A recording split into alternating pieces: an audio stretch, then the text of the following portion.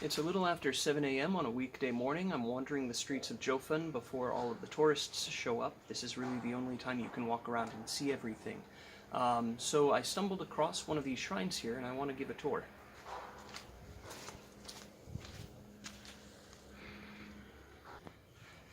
So this shrine is what locals would call a call and response shrine. It's actually for ghosts, not gods. So what people would do, especially if they were associated with illicit activities such as gangsters, gamblers, prostitutes, they would come here and ask the ghosts for favors. What's really interesting is the extent and the expanse of this.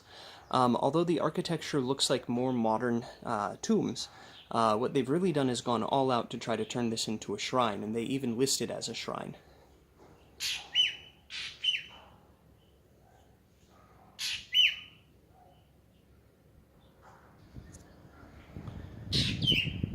So over here, way off in the distance, at the top of the mountain, you can see the cemetery for Jiufen. And these shrines, or these tombs rather, they were all built probably between the 80s, 90s, and early 2000s. And they follow the very same structure as this. So that's indicating to me that this was recently renovated. And if we look here, there's a donor placard. And they even say, let's see here, Ningguo Basilionian, so 1997. Oops. So 1997, this was renovated and reconstructed. Before we look at the altar, I just want to turn around and show you something cool. There's a stage. So normally stages are reserved for shrines or for the gods to entertain them. However, here the people have taken it so seriously that they've built a stage. So if we look at the stage, we can see when this was built.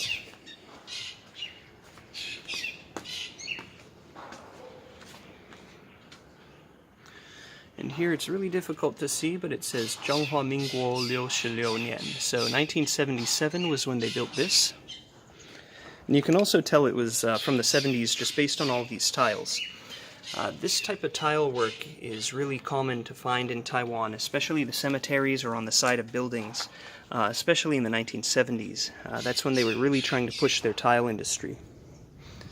But here at the top of this list of donors, you can see they use the character Miao, so they're actually calling it a shrine, it's not a tomb. So Wanxing Gong Miao, and that's when it was reconstructed. So this was here before 1977.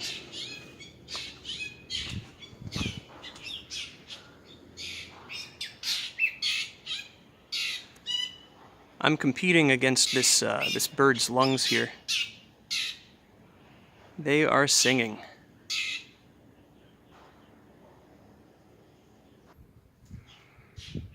So behind here, you can see that it's a vault. So that indicates that there's probably the remains of some bodies in here. They're all likely unidentified, that were dug up somewhere in an old cemetery, or maybe even buried right here. Oops, there we go.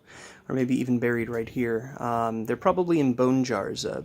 Bone jars are what remains are put in after they've been interred for about 10 years in the ground. A second burial is practiced, so you dig the bones up, you clean them, you put them in jars, and that's supposed to help with feng shui and also keeping the ghosts contained within a location. There's a belief that ghosts exist within the bones, or the hungry aspect of our nature stays within the bones. So if you can put them in a nice, comfortable location and you can control the way that they're arranged, then ghosts shouldn't bother you too much. But every now and then they get too powerful, and you have to worship them. So here in the back we have a money furnace. So for ghosts, worshipping ghosts in Taiwan, you actually should call them good brothers. It's kind of a nicer way to talk about them without reminding them about being deceased. But inside they burn joss money. You can see there's some paper there. And they burn silver-colored money, or money with little silver bits in it for the ghosts. And gods get gold money. These tiles are beautiful. You don't see this much anymore.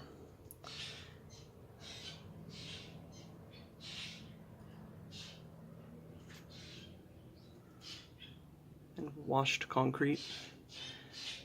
And the very top at the chimney, it's actually shaped like a gourd. Gourds are very important for Chinese cosmology. They represent a lot of different things, but they're usually associated with the ability to generate life.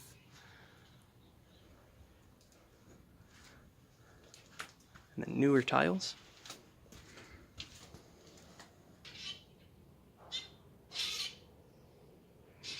But this is probably what you're waiting for. So now we're at the altar.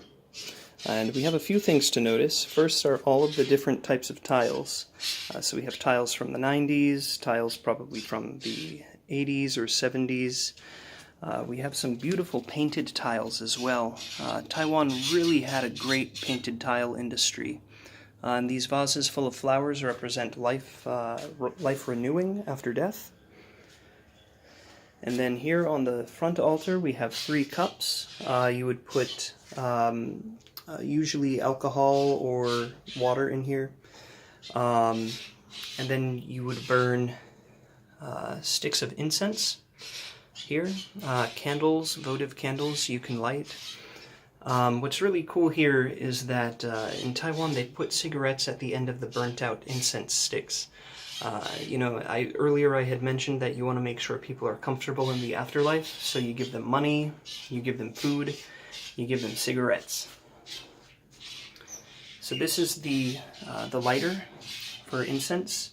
You would take these sticks and you'd wave it over here, and then you'd have to wave it to burn it out, and then you'd put it here and it would be smoldering. And then in the back you see the tablet representing the Lord of 10,000 family names. It's a visual representation. And then inside, it's really difficult to see. It's not coming out on camera, but I can see the top of a bone jar on the left in that vent. But I don't see anything on the right.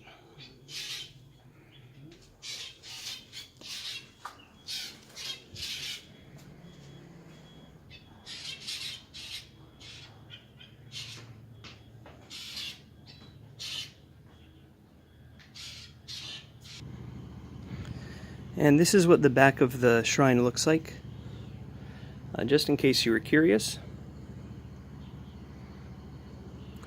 And that's Mount Jilong over there. And the clouds are finally lifting from the top, and I wish I could get up there, but I don't have enough time today. But I do want to show you one last thing here.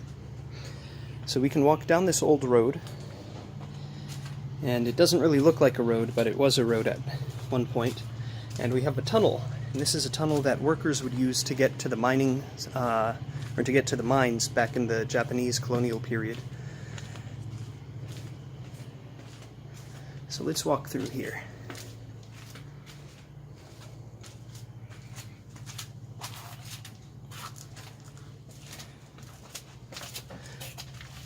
Now super touristy. Oh, Zao An? Excuse me. Alright. So it's now super touristy, and people love leaving their little marks everywhere.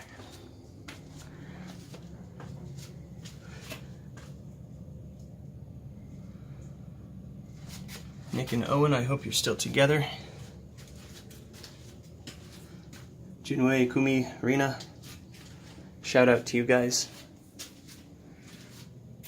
ST and HL. Alright, so the last little thing on this video, this is the big staircase in Jiufen. And when the tourists are here, it's impossible to walk because everybody's taking photos. Selfie, selfie, selfie.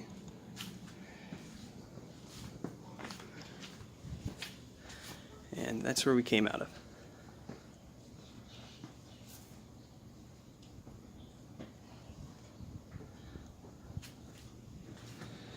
Alright, I'm going to go down here before the crowds come.